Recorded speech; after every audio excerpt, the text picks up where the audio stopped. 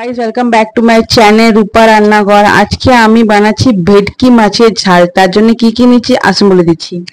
এখানে নিয়েছি আমি একটা বড় পেঁয়াজ, এখানে আছে দালচিনি আর ছোট এলাচ, এখানে আছে আদা রসুন বাটা, এখানে আছে জিরে, এখানে কিছুটা কাজু বাদাম আছে, এখানে 4-5টা শুকনো লঙ্কা, এখানে একটা টমেটো, এখানে নিয়েছি 5 পিস ভেটকি। জ্বালিয়ে দিয়েছি, কড়াটা বসিয়ে দিচ্ছি।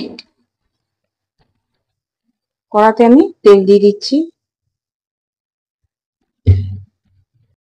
তেলটা আমার গরম হয়ে গেছে, আমি গরম মশলাটা দিয়ে দিলাম, জিরেটাও দিয়ে দিলাম,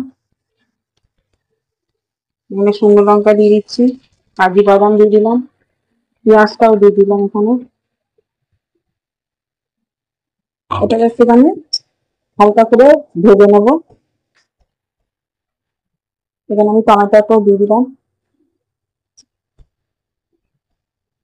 এগুলো সব একটা ভেজে নেবো, মশলাটাকে এগুলো হালকা করে সব ভেজে নেবো।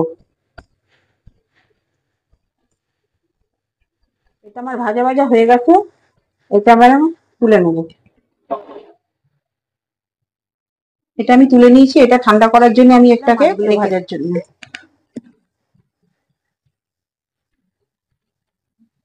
তেলটা আমার গরম হয়ে গেছে, আমি মাছগুলো এখানে ছেড়ে দিচ্ছি।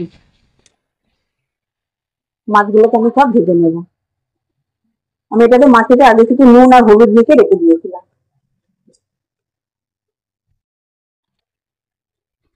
মাছটাকে আমি উল্টে দিচ্ছি, এক পিঠ ভাজা হয়ে গেছে, মাছগুলোকে সব আমি উল্টে দিলাম।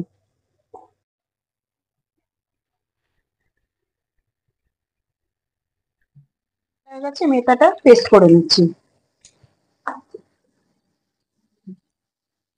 মশলাটা আমার পেশা হয়ে গেছে। ভেজে আমি তুলে নিয়েছি, আমি ওই তেলেতেই আমি মশলাগুলো দিয়ে দিচ্ছি। এখানে আমি দিয়ে দিলাম আদা বাটা আর রসুন বাটা। এটাকে আমি ভালো করে ভেজে নেব যতক্ষণ আদা রসুনের গন্ধটা চলে যাচ্ছে না।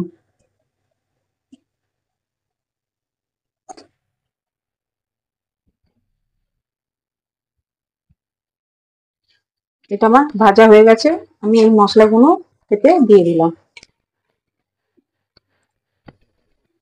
বাটা মশলাগুলো আমি এতে দিয়ে দিলাম, মিক্সারটা ধুয়ে জলটা এর মধ্যে একটুখানি দিয়ে দেবো। মিক্সারে ধুয়ে জলটা আমি এতে দিয়ে দিলাম। এটাকে ভালো করে আমি এবার কষে নেব যতক্ষণ এর থেকে তেলটা বেরাচ্ছে না। চামচ নুন দিয়ে দিলাম, এখানে হাফ চামচ মতো হলুদ দিয়ে দিলাম। এটাকে ভালো করে এবার কষে নেব। এখানে আমার মশলাটা কষা হয়ে গেছে, তেলও ছেড়ে দিয়েছে। আমি এখানে একটা ছোট বাটি এক বাটি জল দিয়ে দিলাম।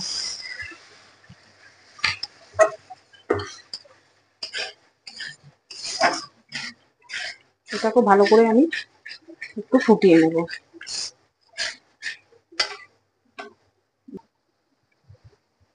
এখানে আমি মাছগুলো সব দিয়ে দিলাম।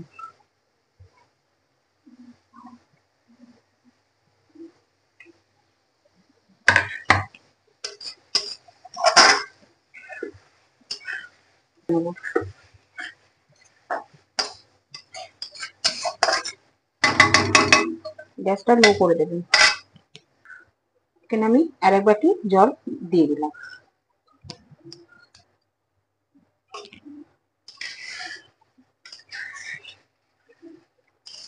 রেডি হয়ে গেছে আমার ভেটকি মাছের ঝাল। আপনারা এই বাড়িতে এই রেসিপিটা ট্রাই করে দেখবেন।